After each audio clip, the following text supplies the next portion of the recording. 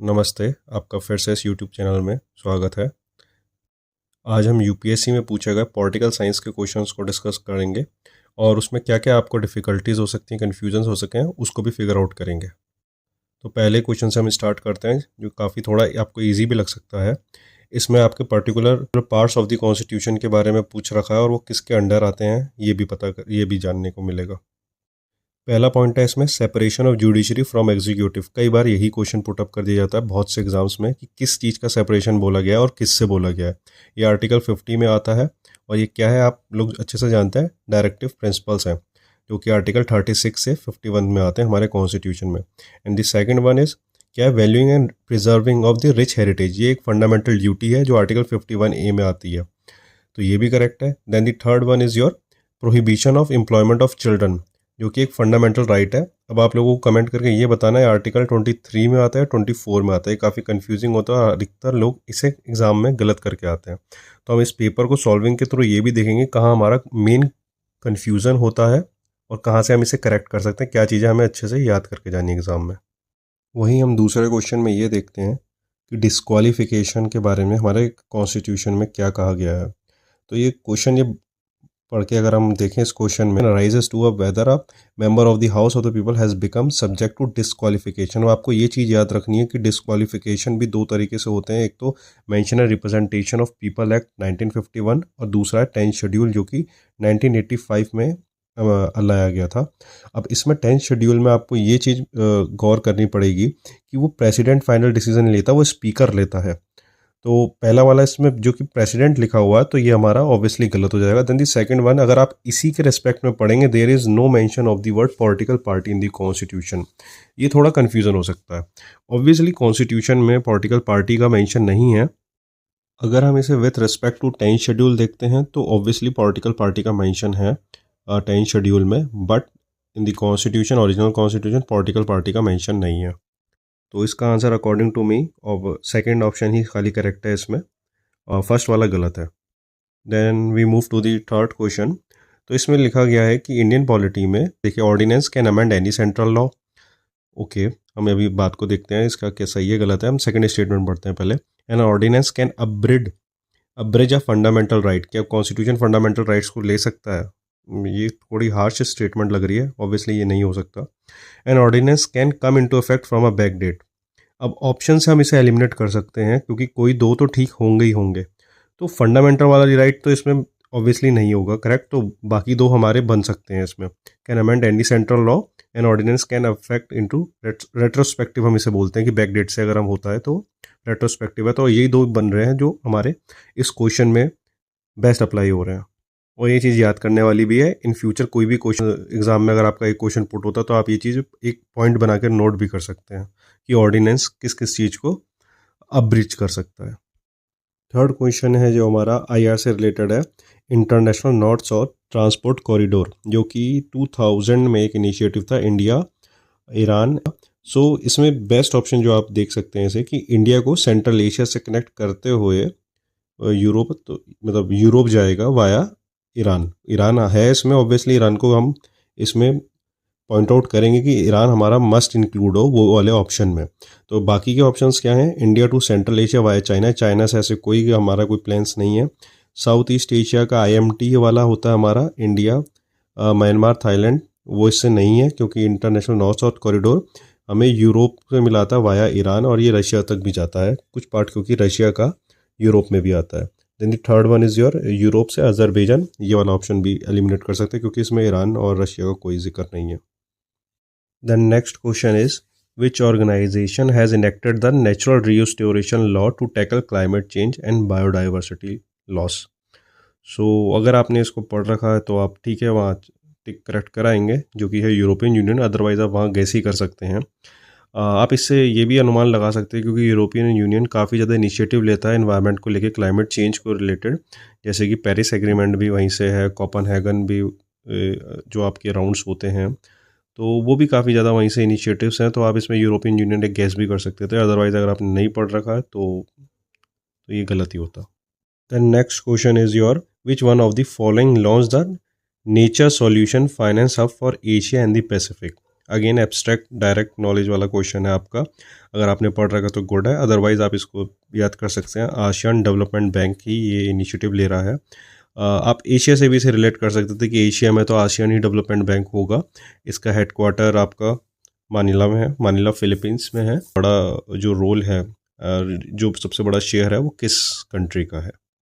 So next question is your freedom movement से, जो कि है कि who provided legal defence to the people arrested in the aftermath of the Chauri Chaura incident. तो आप इससे चौरी चौरा इंसिडेंट आपका 1922 5 फेब को हुआ था, और किसने लीगल असिस्टेंस प्रोवाइड करी गई थी। तो इसका जो आंसर है वो है CR दास। अगेन अगर आपने ये पढ़ रखा है सारा तो आप इसको आंसर कर सकते हैं। एज सच आपका कोई इंडियन कॉन्स्टिट्यूशन से रिलेटेड नहीं है ये आपका थोड़ा हिस्ट्री से भी लिंक कर सकते हैं आप इसको, बट लेकिन क्योंकि हम पढ़ते हैं पॉलिटिकल साइंस में तो हमें ये भी पता होना चाहिए थोड़ा बहुत कि फ्रीडम मूवमेंट से क्या क्या रिलेटेड है। Next is again your question from the IR। तो इसमें ये पूछा गया कि कौन कौन सी कंट्री में UPI पेमेंट आपकी अप्रूव कर ली गई है। तो आप ये क्वेश्चन काफ़ी ज़्यादा इंटरेस्टिंग है, क्योंकि इसमें आपके देश के नाम नहीं चूज़ करने हैं, एक दो कितने देशों में कर रखा है, तो ये काफ़ी ट्रिकी हो जाता है क्वेश्चन। तो अगर आपने ये पढ़ रखा है तो आप इसे ईजिली करेक्ट कर लेंगे। तो ऑब्वियसली इंडिया के UAE के साथ अच्छे हैं, फ्रांस के साथ अच्छे हैं, सिंगापुर के भी साथ अच्छे हैं, और बाकी और कंट्रीज़ जो हैं जहाँ पर UPI एक्सेप्ट करा गया है वो हैं Bhutan, Sri Lanka, Mauritius and Nepal. Total 7 country में UPI आ जा रहा है। इसमें बांग्लादेश इसलिए नहीं हो सकता क्योंकि इतने ज़्यादा बांग्लादेश के साथ अभी जो टर्म्स चल रहे हैं वहाँ के, जो वहाँ पर मिलिट्री कू हुआ है उसके चक्कर में नहीं है, एंड जर्मनी में अभी अप्रूव नहीं करा गया है ये। सो आप इसे इस तरह से थोड़ा कर सकते थे अगर आपने वो 7 कंट्रीज़ के बारे में अगर पढ़ रखा होता तो, क्योंकि UAE में हाल ही में 2022 आई थिंक में करा गया है। Then next question is your from the Indian thinkers. ये हम पॉलिटिकल साइंस में काफ़ी अच्छे से पढ़ते हैं, राजा राम मोहन रॉय को। तो पहली स्टेटमेंट है, he possesses great love and respect for the traditional philosophical system of the east. And the second statement is, he desired his countrymen to accept the rational and scientific approach and the principle of human dignity and social equality for all man and women. तो ये अच्छी है, second statement काफ़ी ठीक है, normal लग रही है। अब वो ऐसे ही थे, रैशनल टाइप के थे, वो काफ़ी ज़्यादा बढ़ावा देते थे, और सती सिस्टम उन्होंने अबोलिश किया था। तो ह्यूमन डिग्निटी और सोशल इक्वलिटी की तो बात ऑब्वियसली उन्होंने करी है, बट फर्स्ट वाली स्टेटमेंट अगर आप पढ़ें तो वो इसमें लिखा है कि वो ट्रेडिशनल जो आपका फिलोसफिकल सिस्टम था इससे काफ़ी ज़्यादा प्रभावित है। अब मैं इस क्वेश्चन में थोड़ा मैं बता सकता हूँ कि मैं थोड़ा कंफ्यूज था, बट अगर आप देखें कि उन्होंने वेदास पे भी काम करा तो ऑब्वियसली ये क्वेश्चन दोनों ही बोथ में आएगा। बट लेकिन जो मेरा पर्सपेक्टिव है, जो मेरी राय है, मैं पहले वाले में मैं सहमत नहीं था इसमें, क्योंकि मैंने कहीं ना कहीं देखा था उन्होंने जो ईस्ट की जो ईवल्स थे उसको नकारा भी था, और इसमें लिखा पोजेस्ड ग्रेट लव। सो मेरे हिसाब से मेरे को पहला वाला नहीं लगा। नेक्स्ट क्वेश्चन आपका इंडियन पॉलिटी से है, जो कि कॉन्स्टिट्यूशनल इम्यूनिटीज़ के बारे में पूछता है आपसे। तो first statement, the governor of a state is not answerable to any court. Obviously ये ठीक है कि वो आपके किसी भी कोर्ट में आंसरेबल नहीं होते। Then the second statement, no criminal proceedings shall be instituted or conduct against the governor during his or her term of office. ये हाल ही में न्यूज़ में भी था कि आर्टिकल 361 के तहत गवर्नर और प्रेसिडेंट को इम्यूनिटी मिलती है अपने, जब भी वो ऑफिस में हैं तो उन पर कोई ऐसी प्रोसीडिंग्स नहीं हो सकती। तो वहीं third one is your member of a state legislature not answerable to any proceeding in the court. ये आर्टिकल 194 में है, जिससे कि वहाँ के MLAs की freedom of speech and expression preserve रह सकें। तो इसके तीनों ही ठीक हैं, क्योंकि वो आंसरेबल नहीं होते किसी भी कोर्ट में। अगर आप कहीं पर भी पढ़ेंगे तो वहाँ पर, जिससे कि कोर्ट इतना इंटरफेयर नहीं कर सके स्टेट लेजिस्लेचर और इस पार्लियामेंट में। The next question is your on the speaker of the Lok Sabha. On the dissolution of the House of the People, the Speaker shall not vacate his or her office until immediately before the first meeting of the House। सही बात है, वो एकदम से नहीं छोड़ते immediately अपनी seat जब तक कि दूसरी लोकसभा नहीं आती चुन के। तो ये ऑप्शन हमारा 1 ठीक है। Then the second statement is your, according to the provision of the constitution of India. आपको ये चीज़ हमेशा याद रखनी है कि क्वेश्चन में पूछा किस तरह से जा रहा है। Provision of the constitution of India, member of the house of the people on being elected as speaker shall resign his or her political party immediately. अपनी वो पॉलिटिकल पार्टी छोड़ देते हैं जैसे ही वो स्पीकर बनते हैं। तो ये अगर आप न्यूज़ भी फॉलो करते हैं, राज्यसभा TV भी देखते हैं, तो आप ये कई बार नोटिस करते हैं कि कोई भी स्पीकर होते हैं, कोई भी बड़े इवेंट्स होते हैं, not with in the parliament, अगर पार्लियामेंट के बाहर भी होते हैं तो वो अपनी पार्टी के ही वो नहीं दे सकते विद इन द पार्लियामेंट, अपनी पार्टी को वोट नहीं दे सकते क्योंकि स्पीकर के पास कास्टिंग वोट होता है अंडर आर्टिकल 100। सो ये चीज़ गलत है सेकंड ऑप्शन। और आप इसी से देखेंगे तो सेकंड वाला गलत है, तो पहला हमारा गलत हो जाता है, थर्ड वाला सेकंड वाला भी गलत हो जाएगा, थर्ड वाला भी, क्योंकि सब में सेकंड ऑप्शन है। बस एक ही ऑप्शन हमारे पास बचता है जो कि है सी ऑप्शन। तो सी ऑप्शन क्या है? The speaker of the house of the people may be removed from his her office by a resolution of the house of the people pass by majority of all then members of the house provided at no such revolution shall be moved unless at least 14 days. ये 14 days वाला concept president के साथ भी होता है, आपको ये चीज़ भी और याद रख के चलनी है। देन नेक्स्ट क्वेश्चन है कि कौन कौन से मेंबर्स होते हैं जो कि रिसेप्शनिस्ट को चुनते हैं, जो कि गांधी पीस प्राइज के लिए है। तो पहला है option president of India, then second one prime minister, chief justice of India, leader of opposition in the Lok Sabha. अगर आपने इस आंसर को आप गैस भी कर सकते थे अगर आपको नहीं पता था, क्योंकि मोस्टली जो ये अवार्ड्स होते हैं प्रेसिडेंट देते हैं और हमें मेंबर के बारे में चुनना है जो कि ज्यूरी है, जो कि गांधी पीस प्राइज़ देते हैं। अगर आपने सीवीसी की कमेटी के बारे में पढ़ा है, सीबीआई की कमेटी के बारे में पढ़ा है, एनएचआरसी की कमेटी के बारे में पढ़ा है, तो आप ये देखते हैं कि उसमें मोस्टली ये कमेटीज़ 3 जनों की होती है और वो रिकमेंड करती है प्रेसिडेंट को कि आप अपॉइंट करिए इन्हें। तो आप इसमें प्रेसिडेंट को हटा सकते थे, बाकी 3 मेंबर होंगे ही, तो आप इसको यहाँ से फिगर आउट कर सकते थे। Then your next question is with reference to India consider the following, how many of the above, कौन सा एज पर द प्रोविजन, कौन से किसका कॉन्स्टिट्यूशन में प्रोविजन मेंशन है। इंटर स्टेट काउंसिल के बारे में आप कॉन्स्टिट्यूशन में पढ़ते हैं ओरिजिनल, तो हम इसे कह सकते हैं कि हम आर्टिकल 263 में हम इसके बारे में पढ़ते हैं। नेशनल सिक्योरिटी काउंसिल के बारे में अभी ऐसा कॉन्स्टिट्यूशन में कहीं पर भी मेंशन नहीं है। एंड जोनल काउंसिल, ये तो एक आपका 1956 का एक्ट था, स्टेट रीऑर्गेनाइजेशन कमीशन, उसके तहत आई थी, तो कॉन्स्टिट्यूशन के अंदर आपका नहीं माना जाएगा। तो इसमें आप ऑप्शन ओनली 1 ही टिक कर सकते हैं। अगर आपने कॉन्स्टिट्यूशन पढ़ा है तो आप इसको ईजिली फिगर आउट कर लेंगे, नहीं तो अदरवाइज आप इनके बारे में पढ़ के जाइए, नेक्स्ट किसी भी एग्जाम से पूछा जा सकता है आपसे।